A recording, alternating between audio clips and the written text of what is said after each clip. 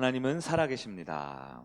하나님께서 우리 예배를 받으시고 우리 공동체를 주님의 나라가 되기를 원하시는 줄 믿으시기 바랍니다. 우리 이 시간 옆에 계신 분들에게 인사할까요? 참 잘 오셨습니다. 표정이 아닌 분들이 몇 분 계신데 다시 한번 웃으면서 이런 거 꼭 얘기해 줘야 돼요. 웃으면서 입을 이렇게 벌리면서 눈꼬리를 이렇게 하면서 네, 환영하고 축복합니다. 인사하겠습니다. 음. 네, 착하네요. 말을 잘 들었어요. 네. 오늘은 진실한 모임이 있는 교회, 진실한 모임이 있는 교회라는 제목으로 또 하나님의 말씀 보도록 하겠습니다.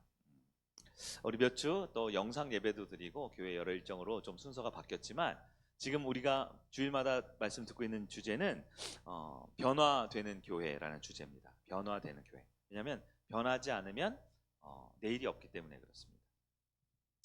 미국에 있는 레너드 스윗이라는 교회 성장학 교수가 4M Church라는 개념을 우리에게 알려준 걸 우리가 나눴어요. 네 가지 교회의 모습이 있는데요. 공교롭게도 영어로 해서 죄송하지만 M자로 시작한다 그랬어요.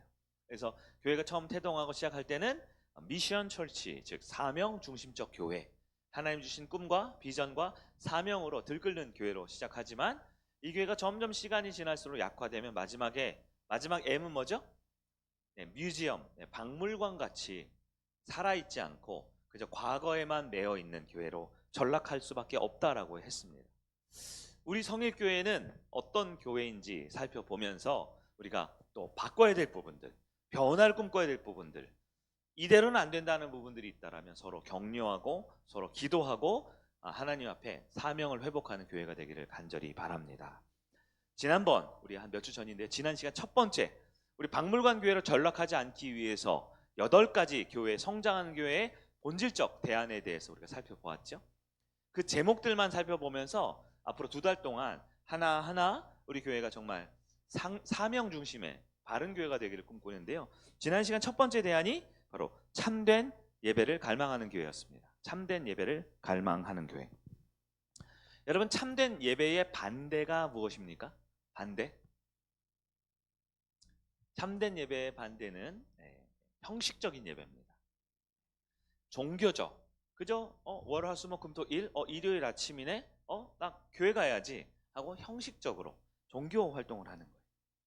참된 예배의 반대는 비인격적 예배라 그랬습니다. 비인격적 예배가 뭐예요? 나쁜 사람, 못된 사람이 있는 게 아니고요. 인격적의 반대가 비인격적이죠. 인격적, 즉 소통이 있는 예배입니다. 예배를 통해 하나님을 만나는 것이 인격적 예배, 참된 예배입니다. 예배를 통해 목회자나 우리 찬양 인도자나 순서자들과 영이 통하는 것이 소통하는 예배, 참된 예배입니다. 예배를 통해 지금 내 옆에 있는 분들 있죠? 이분들과 영이 통하고 하나가 되는 것, 그게 참된 예배, 수직적, 수평적 의미의 참된 예배라고 그랬습니다. 물론 우리의 삶에 목마름이 있다 그랬어요. 여러 가지 목마름이 있죠. 우리 육체적 목마름, 몸이 아픕니다. 그런 것들을 치유할 필요가 있습니다. 혼에도 있죠. 혼이 뭐예요? 생각과 감정과 의지죠. 생각이 병들거나 감정이 흔들리거나 의지가 약한 분들도 치유를 받아야 됩니다. 그러나 우리가 참된 예배의 관점으로 봤을 때 몸과 혼과 마지막 세 번째가 뭡니까? 영이죠. 영적인 목마름을 갈망할 수 있어야 됩니다. 내가 지금 몸이 불편한 건지 내 마음이 상한 건지 생각이 복잡한 건지, 그러나 그 가장 근본에 나의 영이 목말라서 죽어가고 있는지를 볼 수 있어야 돼요. 그리고 그 영에 대한 회복은 하나님께 대한 참된 예배의 회복이다라는 것입니다. 온도계 같은 성도와 온도 조절계 같은 성도에 대해서 우리가 적용을 좀 해봤어요. 온도계가 뭡니까? 오늘은 영하 12도야. 오늘 춥대. 라고 말하는 성도가 있는 반면, 오늘 영하 12도라고? 그럼 우리 어떻게 하면 더 따뜻할 수 있을까?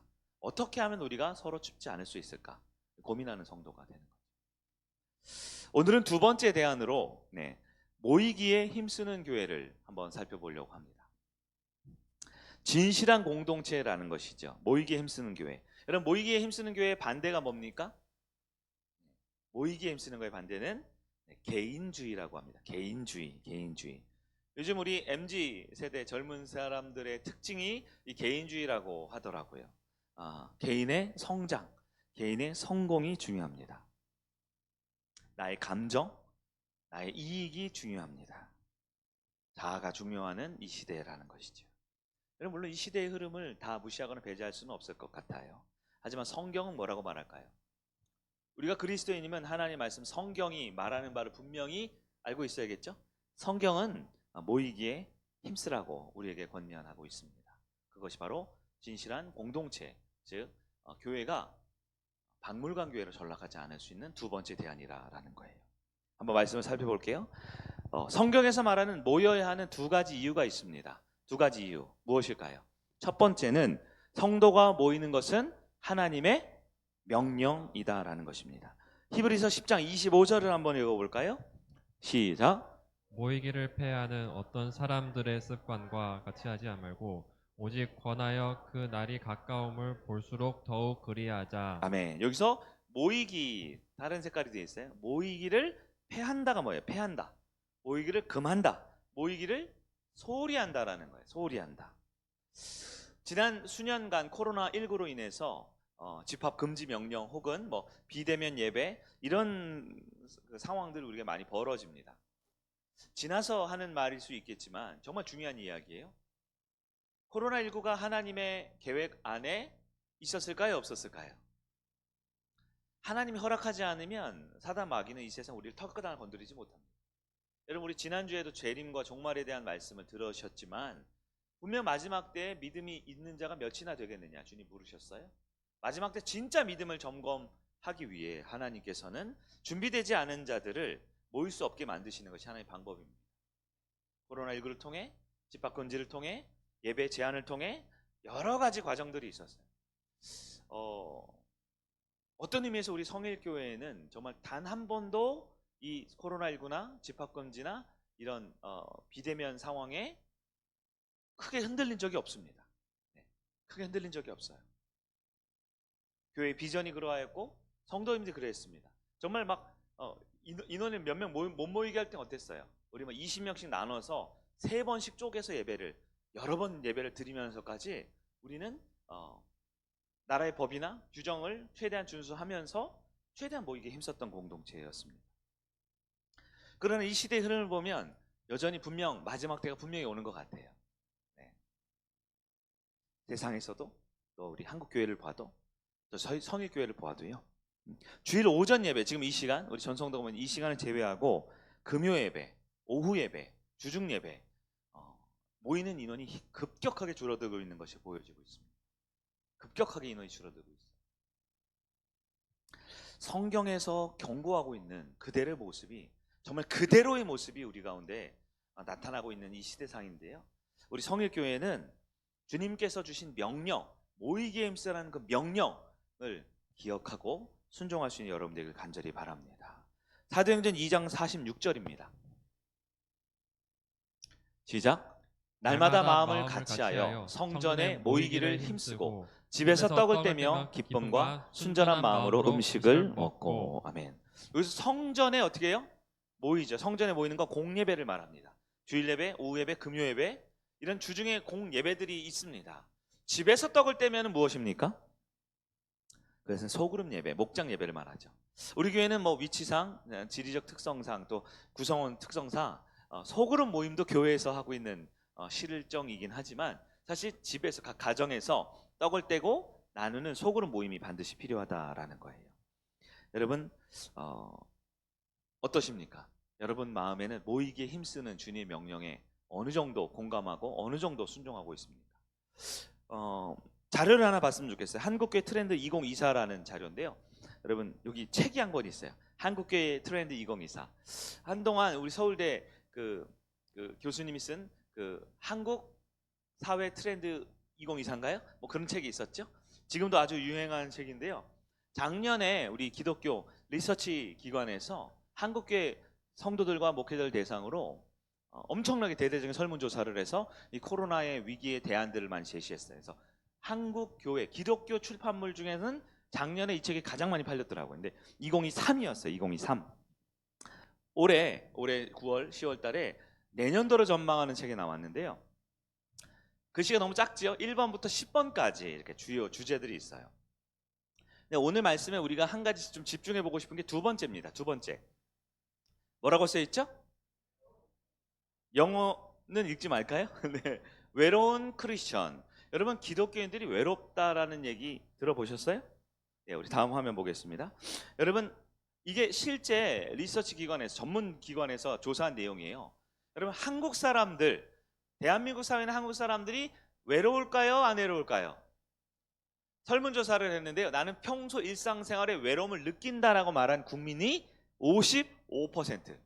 절반 이상의 사람들이 외로움 가운데 살아간대요. 그래서 통계적으로 외로운 한국인이라는 표현입니다. 이게 세계 여러 나라에 비했을 때 굉장히 외로움 지수가 높다라고 말합니다. 실제로 아래 통계 이 그래프를 보시면 잘 안 보이시겠지만 뭐냐면 2009년도부터 매년도 보면 외로움의 지수가 오르락 내려가다가 점점 낮아져요. 2017년, 18년, 19년.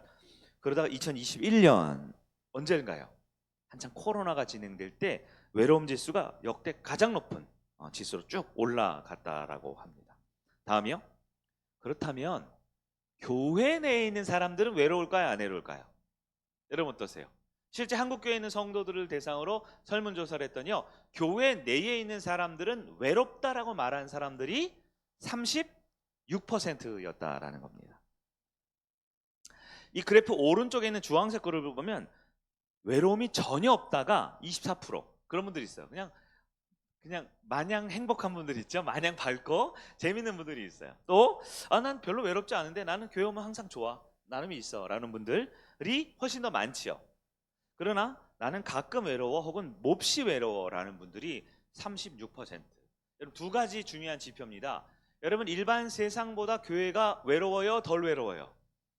교회는 좀 덜 외롭다는 거야. 일반적으로 55%인데 기독교인들은 36% 정도가 외롭다라는 것이 통계입니다. 그러나 또한 두 번째 중요한 자료입니다. 그러나 여전히 교회에 있는 사람들 중에 3명 중 1명은 외롭다라는 거예요. 근데 아주 유의미한 자료가 있어요. 그 외롭다라는 36%에 표한 사람들 중에서 소그룹 참여 비율을 우리가 또 세부적으로 봤는데요. 자주 참여한다라는 사람들 중에 31%가 외롭다라고 말했대요. 그런데요, 세 번째 보면요. 소그룹에 전혀 참여 안 하는 사람들 중에는 61%가 외롭다라고 말했다라는 거예요. 무슨 뜻인지 아시겠어요? 소그룹에 잘 참여하고 모임에 잘 참여하는 사람들 중에서도 외롭다라는 사람들이 있어요. 3분의 1 정도. 그런데 소그룹이나 각종 팀 사역이나 이런 걸 안 하고 그냥 주일 예배만 드리는 사람들 중에는 61% 어떤 의미에서 사회에 있는 사람들보다 더 외로움을 많이 느끼는 게 오히려 그런 거죠. 굉장히 즐겁고 행복하고 다 같이 서로 인사하고 뭐 축복합니다 이거 할 때 나는 더 불편해지는 사람들이 있다라는 거예요. 다음이요. 교회 내에 실제로 성장하는 교회는 소그룹이 잘 된다라는 통계가 나와 있는 겁니다. 왜 그러냐? 그 여러 그 지표들을 살펴보면 모임의 빈도수가 많고 소그룹 활동의 질, 즉 말씀과 나눔과 기도를 더 많이 하고 담임 목사의 목회 철학이 소그룹 중심이고 리더를 교육하는 리더의 열정과 리더를 재교육하는 계승하는 게 많고 나눌 때마다 필요한 컨텐츠, 자료가 교재가 제공되고 자유로운 분위기 가운데 진정성 있는 속 얘기를 나눌 수 있고 각자 도생하는 사회 가운데 소그룹을 통해서 용기를 얻고 자극을 얻고 위로를 받고 성장한다라는 결과들을 사람들이 얘기한다라는 거예요. 그래서 소그룹은 교회 안에 교회다라고 표현합니다. Church in Church. 교회 안에 진짜 교회는 소그룹이다라는 거예요. 그래서 실제 교회 성장학자들이 교회를 성장시키려면 여러 요소들이 있는데요. 첫째 말씀이 좋아야 되는데 그 예배가 소그룹 가운데 되고요. 전도가 돼야 되잖아요. 근데 전도가 선교가 소그룹 가운데 이어지고요. 교제와 나눔이 소그룹 가운데 이어지고요. 구제와 봉사가 소그룹으로 이루어지고요. 여러 교육과 신앙의 계승이 소그룹으로 이어진다라는 거예요. 다음이요. 실제 많은 목사님들이나 교회 리더들에게 물어봅니다. 향후 그럼 어떤 교회가 성장할 것이냐? 대부분이 소그룹이 활발한 교회다라고 지목했다라는 거예요. 여기 그래프들이 쭉 있는데요. 제가 그냥 쉽게 해석을 해드리면 여러 소그룹이 있다, 설교가 좋다, 예배가 중심이다, 전도를 잘한다, 찬양이 좋다, 시대 흐름에 민감하다, 봉사를 잘한다, 교육이 활발하다 여러 지표들이 체크하는데요. 1등 가장 높은 지수를 뽑았을 때 역시 소그룹이 중요한 교회가 1등으로 나왔어요. 24%. 세 번째는 설교 그리고 예배가 좋으면 좋다라는 거예요. 그런데 유의미한 자료입니다. 뭐냐면 1등하고 2등, 이게 둘 다 중요한 거잖아요. 1등하고 2등을 묶어놓은 자료에는 압도적으로 소그룹이 잘 되는 교회가 앞으로 성장할 것이다라고 표현했다라는 거예요. 마지막 자료 볼까요? 실제로 소그룹을 참여하는 사람들에게 물어봤습니다. 소그룹이 나에게 유익합니까? 나눔이 됩니까? 공동체가 됩니까? 신앙의 자극이 됩니까? 물어봤더니 여기 표가 눈을 크게 떠보세요. 예. 그 설문조사한 분들 중에 모이면 즐겁다라는 분이 93%, 놀랍게도 안 즐겁다라는 분이 7%가 있대요. 소그룹 모임할 때. 네. 나에게 유익함이 있다 93%, 친밀한 관계를 유지할 수 있다 90%, 어려움 당한 사람들을 돕는 문화가 있다 90%, 신앙의 격려와 자극을 받는다 89%, 나눔의 깊이가 있다 87%. 물론 교회는 완전하지 못하죠. 소그룹은 완전하지 못해요. 그러나 소그룹 안에 이런 유익하는 기능들이 있다라는 것입니다. 네. 이 정도까지만 자료를 볼게요. 여러분, 제가 이 책을 보고 열심히 데이터를 한 거를 만든 거예요. 제가 그냥 한 게 아니라 다 데이터가 있는 겁니다. 여러분 어떻습니까? 하나님께서는 모이라고 하셨어요. 모이라고 하셨어요. 그리고 그 모여야 하는 것은 하나님의 명령입니다. 그리고 자료에 나와 있는 것처럼 모이면 두 번째, 하나님의 능력이 나타나게 되어 있습니다. 마태복음 18장 19절에서 20절 말씀 한번 볼까요? 18절, 19절, 20절 시작. 진실로 다시 너희에게 이르노니 너희 중에 두 사람이 땅에서 합심하여 무엇이든지 구하면 하늘에 계신 내 아버지께서 그들을 위하여 이루게 하시리라. 두세 사람이 내 이름으로 모인 곳에는 나도 그들 중에 있느니라. 여러분, 예수님 약속하셨어요. 약속. 뭐라고요? 혼자 기도하는 것도 중요하죠. 개인 기도, 골방 기도. 그러나 함께 모여 기도하면 예수님이 함께 하시고 은혜를 주시고 응답을 하시고 성령 충만하게 해주신다라는 거예요. 그래서 어머니하고 아버지하고 아들하고 딸하고 각자 믿음이 다 좋아요. 각자 기도합니다. 물론 그것도 좋죠. 그러나 식탁에 모여서, 예배당에 모여서 같이 모여서 기도하면 1 더하기 1 더하기 1 더하기 1은 4가 아니라 40, 400이 된다라고 주님께서 말씀해 주신 거예요.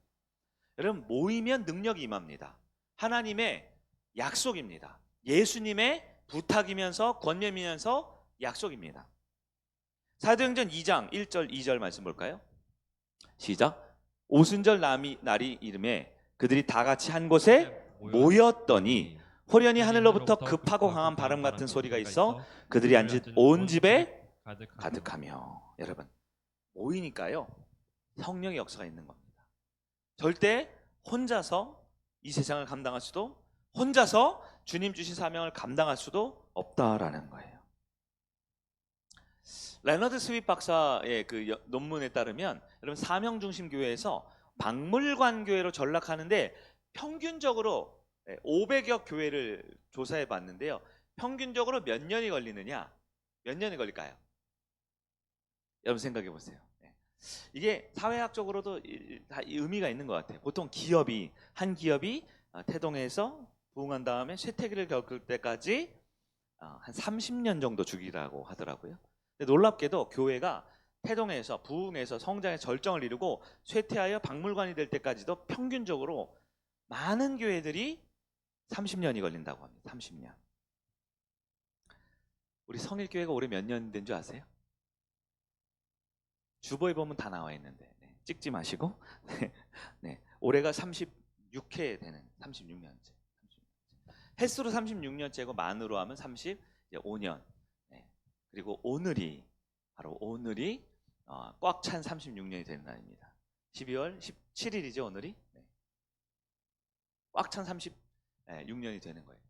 제가 성일교회 부임했을 때가 29년 차 교회가 됐을 때거든요. 교회를 다시 부흥하고 교회가 다시 성장하고 교회가 다시 진짜 교회다운 교회가 되기 위해서 가장 중요한 원리 중에 하나가 다시 모이기 시작해야 된다는 거예요. 모이기 시작해야 된다는 거예요. 다시 모임을 갈망해야 하는 겁니다. 의도하지는 않지만 대부분의 분들이 마음이 불편할 수 있어요. 왜냐하면 안 모이거든요. 이제는 대부분의 분들이 주중에 기도회를 안 옵니다. 그리고 금요예배 또 우리 주일 오후 예배도 많은 빈자리가 있어요. 여러분, 완벽할 수는 없지만 모이기에 힘써야 됩니다. 그것이 주님의 명령이며 능력의 근원이 된다라는 거예요. 온도계는 본당 입구에 하나면 충분합니다. 오늘 영하 12도인 거 이제 제가 얘기했으니까 다 아시죠? 온도계 들여다볼 필요 없어요. 다시 말해 우리 교회는 왜 이런지, 우리 교회는 뭐가 문제인지, 우리 교회는 뭐가 약점인지 그만 좀 평가하고 그만 좀 이렇게 생각해도 됩니다. 이제는 온도 조절계가 돼야 돼요. 온도 조절계가. 여러분 지금도 2층에 우리 이제 12시쯤에 식사하셔야 되잖아요. 오늘 밖에 날씨가 영하 12도죠. 그러면 이제 실내는 한 영상 한 5도 정도 되거든요. 그 교회 2층이. 그래서 제가 예배 전에 어떻게 했을까요? 25도를 이렇게 딱 맞춰놨어요. 온도 조절계로. 그리고 저는 지금 와서 설교를 합니다. 저는 지금 저 2층을 따뜻하게 하기 위해서 어떤 것도 하지 않아요. 그저 온도 조절계에 25도로 맞춰놨을 뿐입니다. 그럼 어떻게 될까요? 이따가 한번 점심 드시러 가실 때 뭐 찜질방 정도로 따뜻하진 않겠지만 식사하실 때 크게 불편하지 않을 정도로 아마 지금 작동하고 있을 거예요. 뭔가가 작동하고 있을 거예요. 사명을 다시 회복하고 하나님의 원래 교회 모습을 하려면 더 이상의 온도가 몇 도다, 우리 교회는 이게 뭐가 문제고 이건 잘하고 있고 이건 불편하고 이건 나쁘다, 이건 잘했다 하는 온도계가 아니라 온도를 끌어올리는 저와 여러분 되기를 간절히 바랍니다.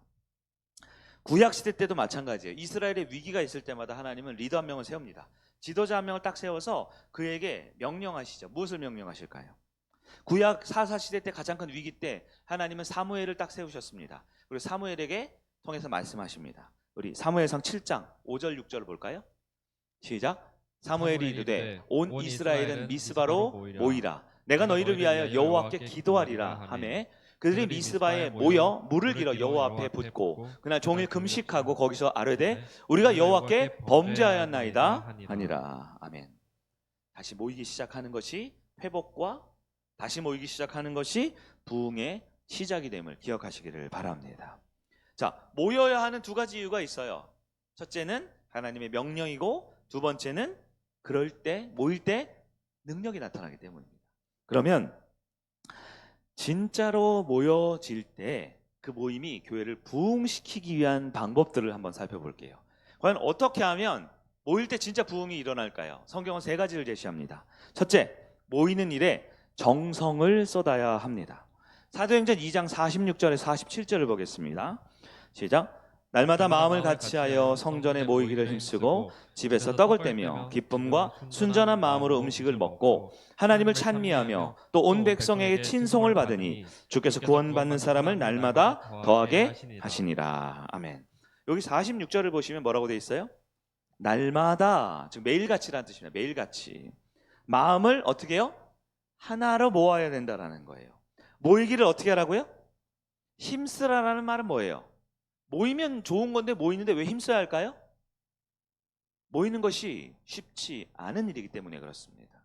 당시 로마 사회에서는요, 예수를 믿는다라면 잡혀갑니다. 예수를 믿는다면 십자가에 거꾸로 매달려요. 예수를 믿는다고 하면 이태리에 있는 그 로마 그 콜로세움과 같은 원형 경기장에 던져져서 사자밥이 됩니다. 쉬워요? 쉽지 않죠. 우리는 오늘 날씨가 영하 12도라는 이유로만 해도 얼마나 위축되고 예배 시간에 시작한 지 지금 30분밖에 안 됐는데 벌써 꾸벅꾸벅 조는 분들도 있어요. 네. 예배 드리는 것이 이렇게 힘들다 그러는데 여러분 예배 드리고 모이는 것은 쉬운 일이 아닙니다. 초신자들이나 하는 거죠. 그거는 예배 드리면 뭔가 재밌는 얘기 들을까? 예배 드리면 뭐 맛있는 거 줄까? 예배 드리면 뭔가 즐거움이 있을까? 초신자들이 아니죠. 물론 초신자도 이 자리에 있어요. 근데 아까 하얀 옷 입은 분들은 이제 초신자가 아니에요. 이제 우리 교회 웬만한 신학교에서 가르치는 그 신학계의 교리와 하나님의 성품과 이런 걸 다 배우셨어요. 다 배우셨어요. 여러분 모이는 것은 쉽지 않습니다. 그래서 힘써야 하는 것입니다. 힘써야 하는 것입니다. 그리고 기쁨과 순전한 마음. 여러분 기쁨과 순전한 마음은 우리의 감정을 말하는 게 아닙니다. 모였는데 목사님 말씀드리니까 기쁜 것보다 뭐 찔리는데 불편한데 그럼 안 기쁜 건가요? 여러분 그러면 예능 프로그램을 봐야 되죠. 그러면 뭐 여행을 다녀야 되죠. 물론 여행 다니고 기쁘지 않은 게 더 많지만 기쁨과 순전한 마음이라는 것은 우리의 감정을 말하는 게 아니라 우리 내적 태도를 말하는 것입니다. 하나님 앞에 기뻐할 수 있고 바르게 반응할 수 있는 것이죠. 예배를 드리러 왔으면 하나님께 찬송 부를 때는 찬송을 부를 줄 아는 게 기뻐하고 순전한 마음입니다. 어느 날 기분이 안 좋은데 그러니까 뭐 인상 좀 써도 되지 뭐. 그냥 뭐 눈 좀 흘겨봐도 되지 뭐. 찬송 좀 대충 불러도 되지 뭐. 그것은 성도의 모이기에 힘쓰는 바른 태도가 아닌 거예요. 물론 여전히 감정과 생각과 우리 육체적인 부분은 괴로울 수 있습니다. 그러나 모이는 일에 정성을 쏟아야 한다는 것 주님의 명령이에요. 여러분 잘 모이는 목장들이 있어요. 여러분 주변에 보입니까? 우리 목장 보기도 바쁘죠? 근데 잘 모이는 목장의 특징은요. 준비를 합니다. 준비를 해요. 제가 이 CCTV와 도청 장치로 여러분 목장 모이는 걸 매주 듣고 있잖아요. 매주 듣고 있는데요. 어떤 목자님들을 보면요. 매주 신방을 합니다. 매주 신방을 해요. 목원에 대한 부분을 매주 신방하고 전화하고 톡하고 여러 만나기도 하고 매주 연락을 합니다. 그런 분들은 보통 매주 간식을 사오더라고요. 돈이 있어서 간식 사오는 게 아니고 시간이 남아도 사오는 게 아니고 매주 그 사람 얘기를 듣고 그 사람 신방을 하고 그 사람 이야기를 들어보면 그를 위해서 뭐가 해주고 싶은 거예요. 자꾸 해주고 싶은 거예요. 매주 시간을 드리고요. 물질을 드리고 정성을 드립니다. 우리 팀장님들 계시죠? 우리 14분이 계셔요. 우리 교회. 다 아닌 척하고 계시지만 이제 14분의 팀장이 있는데요. 잘 되는 팀은요. 항상 팀장이 준비를 합니다. 어떻게 준비를 하느냐에 따라 이 모임의 질적 수준이 달라져요. 수준이 달라져요. 준비를 하고 준비를 안 하고에 따라서. 근데 한편 여러분 잘 못 모이고 모여도 재미가 없고 모여도 갈등이 일어나는 모임의 특징이 뭘까요? 마귀들만 모여 있어요? 아니요. 내가 있는 거예요. 내가 그 안에. 근데요. 잘 못 모이고 모여도 재미가 없고 은혜가 안 되는 모임은요. 첫 번째 특징 가장 쉽습니다. 그냥 옵니다. 그냥 와요. 그냥 와요. 그냥 오니까 얼굴 쳐다보면 지난주에 봤던 그 얼굴이 그대로예요. 은혜와 감동이 없지요. 어떻게 합니까? 기대감이 없어요. 오늘 모임이 어떨까? 무슨 얘기를 할까? 어떤 걸 나눌까? 기대감이 없습니다. 특히 소극적입니다. 소극적이라는 건 뭐냐면 뭘 하는 게 아니라 아무것도 안 하는 겁니다. 가만히 있습니다. 누군가 하겠지? 재미가 없고 은혜가 안 되는 모임의 가장 결정적인 특징은 내일이 없습니다. 오늘 얘기를 하지만 다음번에 모일 거에 대한 얘기가 없어요. 다음번에 어떻게 할 거는 준비가 없습니다. 그러면 여러분 누가 준비합니까? 누가 정성을 다해야 합니까? 목자인가요? 목원인가요? 목자인가요? 목원인가요? 서로 얼굴 쳐다보면 답이 안 나옵니다. 모두 해야 합니다. 모두. 목자는 목자로서, 목원은 목원으로서. 팀 사역도 마찬가지입니다. 잔소리를 듣고 책망을 듣는 팀이 있어요. 근데 매주 잔소리를 듣고 매주 책망을 들어요. 책망하기도 힘들어요. 왜 자주 책망을 듣습니까? 준비를 안 합니다. 내일이 없습니다. 소극적입니다. 그냥 와요. 그냥 그 자리에 있어요. 멍하게 있어요. 그렇게 세상에서는 훌륭한 분들이고 가정에서는 한가닥 하는 분들이고 동네에서는 껌 좀 씹었던 분들인데 기대감이 없고 준비를 안 하고 그냥 오고 소극적입니다. 그러면 안 돼요. 지금 무슨 얘기를 하냐? 정성에 대한 이야기를 하는 겁니다. 정성. 목장이든 팀 사역이든 잘 되는 건요. 항상 누군가 미리 준비를 합니다. 간식을 준비하고 장소를 세팅하고 어떤 얘기를 할까 은혜 나눌 준비를 합니다. 잘 안 되는 것은요. 서로 연락이 안 돼요. 서로 연락이 안 돼요. 제멋대로 왔다 안 왔다 결석했다가 출석했다가 어느 날 기대도 안 했는데 오기도 하고 어떤 날은 꼭 와야 되는 날 안 오기도 합니다. 태도가 어때요? 이게 중요해요. 태도가. 말씀으로 나누는 게 아니라 보통 다 힘들다 그래요. 제가 보면 다 힘들다 그래요. 힘들대. 사업도 힘들고 가정도 힘들고 신앙생활도 힘들고 먹고 사는 것도 힘들고 자기 연민에 빠져 있으면 재미가 없어요. 누가 와서 좋은 얘기 듣고 싶지 힘나는 얘기 듣고 싶지 어렵다는 얘기만 하면 뭐합니까? 여러분 정성을 다해야 합니다. 모이기에 힘썼다 하면 정성을 다해야 합니다. 시간이든 물질이든 에너지든 정성을 다하고 서로 관심과 배려가 우리 가운데 있어야 되는 거예요. 여러분 우리 성일교회 목장과 팀이 그런 모이는 게 재미있고 행복한 모임이 되기를 간절히 바랍니다. 여러분 어떠세요? 목회자 한 사람에게만 달려있는 게 아닌 것 같아요. 저도 제 팀이 있어요. 제 뭐 국장단도 있고 교육자 팀도 있고 목자 팀 모임도 모여하고 저도 그 모임에 준비를 하고 관심과 사랑을 더 나눠야 되겠다는 생각을 해보게 됩니다. 여러분도 분명 목자이시죠? 아니 목원이시죠? 팀장 혹은 팀원이시겠죠? 네. 이 중에 손님은 없잖아요. 내가 정성을 다해야 합니다. 그럴 때 그 모임에 진짜 하나님 부흥이 시작됨을 믿으시기 바랍니다. 두 번째로 모일 때는 긍정적 방향의 격려가 필요합니다. 히브리서 10장 25절 우리 한 번 더 봅니다. 모이기를 피하는 어떤 사람들의 습관과 같이 하지 말고 오직 권하여 그날이 가까움을 볼수록 더욱 그리하자. 여기서 권하여 있죠. 권하여. 권하여의 원어를 보면요. 격려하다 혹은 긍정적으로 권면하다라는 뜻입니다. 여러분 우리가 모입니다. 목장을 모여요. 팀 사역을 모입니다. 왜 모입니까? 왜 모여요? 1번 일하러 모인다. 2번 그냥 모인다. 3번 글쎄요 제가 물어보고 싶네요. 왜 모이는 건가요? 모르겠다. 알려드릴게요. 여러분 다 아실 수 있지만 알려드릴게요. 왜 모입니까? 모이는 이유는 사람을 세우기 위해서 모이는 겁니다. 사람을 세우기 위해서 모이는 거예요. 맞죠? 세우기 위해서 모이는 거죠. 일하기 위해서. 일을 왜 합니까? 사람을 위해서 일하는 거잖아요. 사람을 세우기 위해서 모입니다.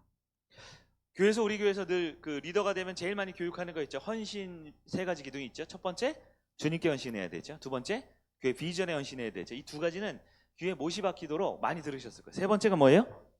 사람을 세우기 위한 일을 헌신해야 됩니다. 보통 사람에게 헌신해야 한다고 하지만 내가 여기 있는 김주열이한테 헌신해보면 어떻게 헌신해요? 헌신 이게 헌신이에요?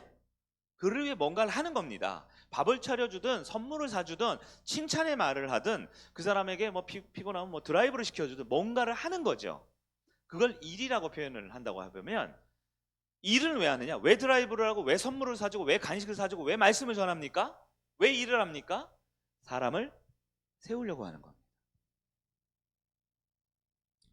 일을 위해서 일하는 분들이 있어요. 딱 보면 보여요. 그냥 일을 열심히 하는데 그냥 일을 잘하려고 일하는 것 같아요.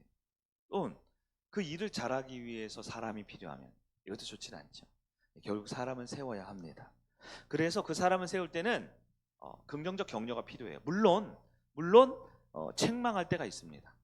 바르게 할 때가 있습니다. 의로 교육할 때가 있습니다. 말씀의 기능이 네 가지 중에 세 가지가 그래요. 교훈은 한 가지고요. 책망과 바르게 함과 의로 교육하는 그 사람을 바꿔내는 변화시키는 데 더 에너지가 많이 들어가거든요. 그러나 또 하나 기억해야 될 건 사람은 지적하고 책망만 해서는 고쳐지지 않는 것 같아요. 지적하고 책망만 해서 고쳐지지 않는 것 같아요. 어떤가요? 책망하고 이렇게 고치려고 많이 우리가 애쓰잖아요. 근데 그 과정은 잘 안 돼요. 저도 보면 아실지 모르겠지만 스스로 변화의 의지가 없는 사람은 절대 책망하지 않습니다. 저는 스스로 변화되거나 바뀌지 않는 사람은 절대 책망하지 않습니다. 왜냐하면 책망으로는 안 되거든요. 누구한테 주로 책망합니까? 잘 가고 있는데 삐끗하거나 뭔가 노력하고 있는데 잘 안 될 때는 책망이나 바르게 함과 의료 교육이 필요하겠죠. 그러나 결론은 긍정적인 방향을 제시해 줘야 됩니다. 그렇기 때문에 이런 방향으로 해보자 라고 제시할 수 있어야 돼요. 여러분 목장이 어떻습니까? 목장에 칭찬이 있고 격려가 있고 긍정적 피드백이 있습니까?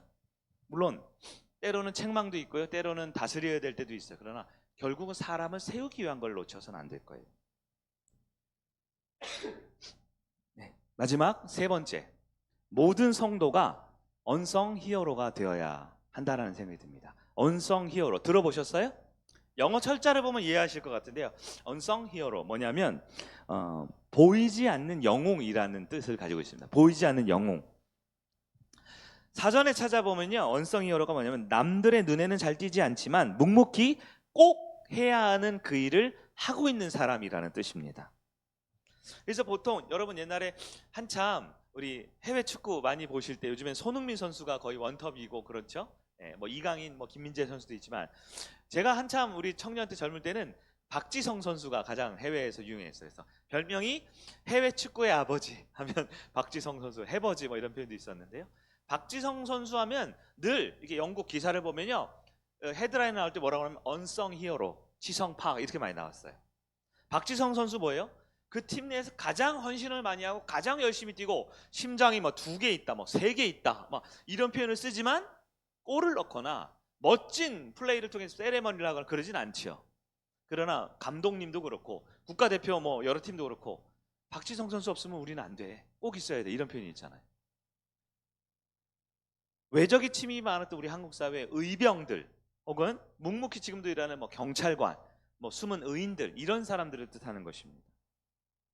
이 사회에도 곳곳에 보이지 않는 숨은 영웅들이 굉장히 많지요. 티나지 않지만. 여러분 교회는 어떤 곳입니까?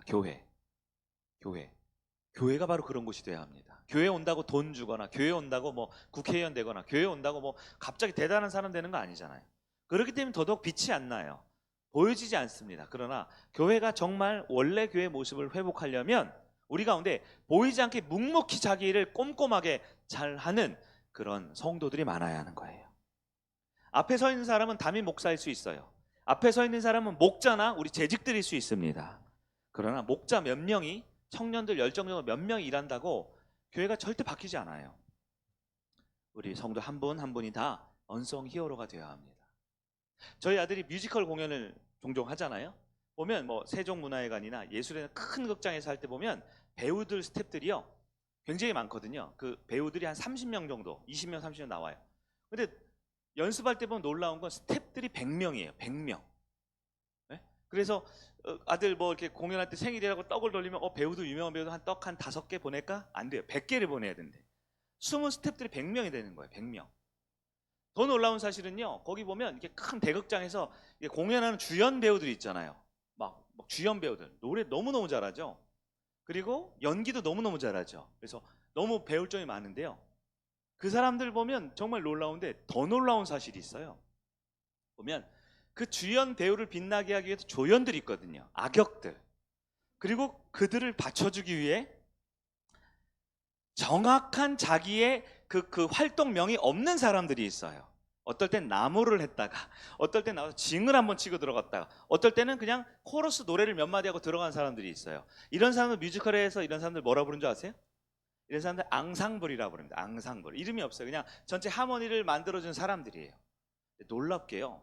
아들도 보면 이제 친한 분들이 이렇게 연락 오고 뭐 인스타그램 이렇게 하잖아요. 보면요. 그 앙상블에 있는 배우 한 명이 그 주연이 부르는 그 뮤지컬 넘버를 부르거든요. 1번부터 10번까지.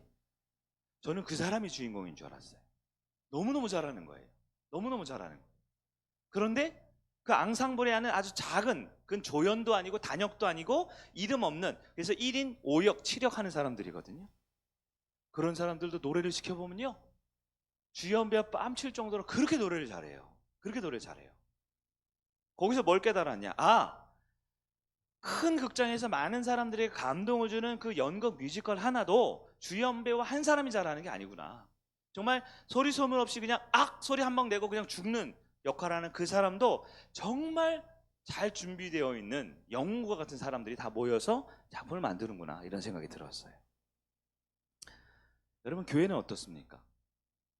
교회가 그런 공동체가 되면 얼마나 좋을까요? 그리고 분명 사명교회는 그런 교회일 것입니다. 나이가 많든 직분이 오래되든 교회를 오래 다녔든 그렇지 않든 상관이 없이 모든 구성원이 교회가 규모가 크던 작던 모든 성도가 각자의 주어진 역할 가운데 보이지 않지만 묵묵히 그 일을 하는 영웅들이 다 될 때 그 교회는 진짜 좋은 교회가 되지 않을까 생각을 해보게 됩니다.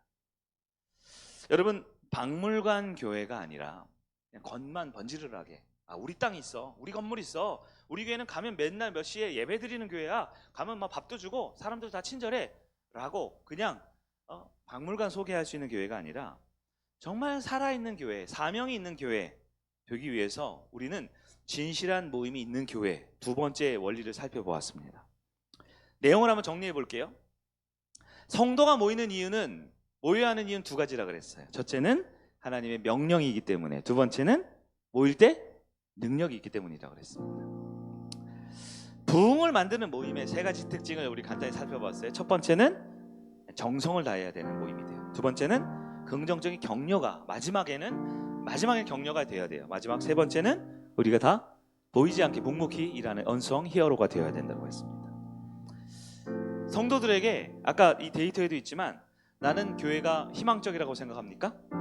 나는 좋은 교회가 되기를 꿈꿉니까? 97%의 사람들이 그렇다고 대답했대요.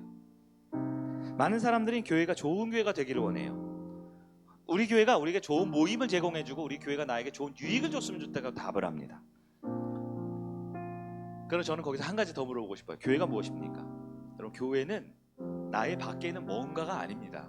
일주일에 한 번 주일날 오전 10시 25분까지 내가 가는 곳이 교회가 아니에요. 교회는 건물이 아니잖아요. 교회는 어떤 사역이 아니잖아요. 교회는 어떤 조직이나 시스템이나 사상 체계가 아니잖아요. 교회가 뭡니까? 우리 자녀 건세반 때 마지막 시간 배웠죠. 교회가 뭐예요? 교회는 사람입니다.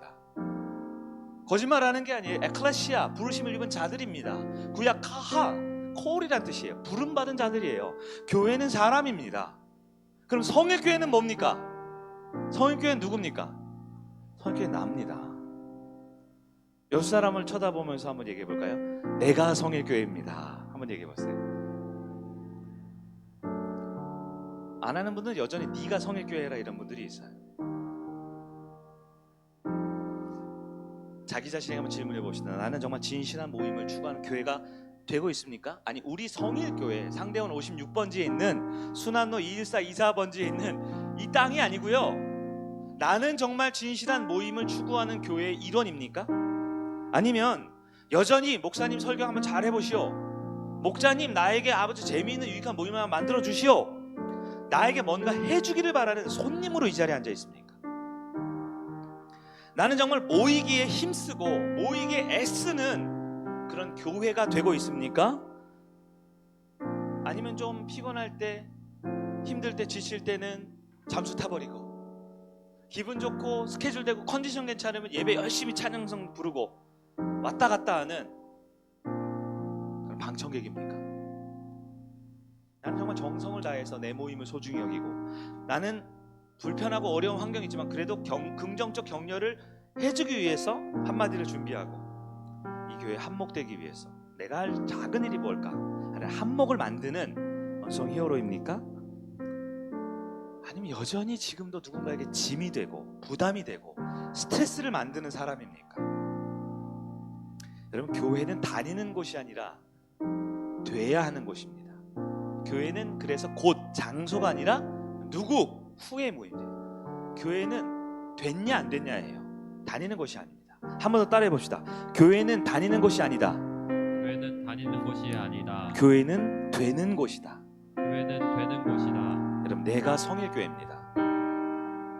손님이나 방청객이나 외부인은 빨리 등록을 하세요. 가족교인이 되세요. 물론 우리 가운데 부족할 수 있습니다. 병들었을 수 있습니다. 연약할 수 있습니다. 그러나 그래도 한 가족이 되어야 되는 거예요. 마지막으로 이 질문을 하나 여러분에 드려보고 싶어요. 여러분, 나눠드린 프린트물에도 있고 화면에도 있어요. 네, 두 가지 질문입니다.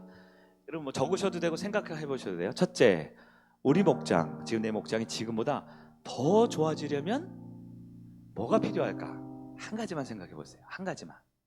우리 목장이 지금보다 더 좋아지면 뭐가 필요할까? 두 번째, 성일교회 더 좋은 모임이 생겨나려면 뭐 축구 모임도 생기고, 우리 여행 동아리도 생기고, 성경 읽기도 있고, 그러기 위해서 뭐가 필요할까? 한 30초 정도만 시간을 드려볼게요. 여러분 한번 잠시 생각해 보세요.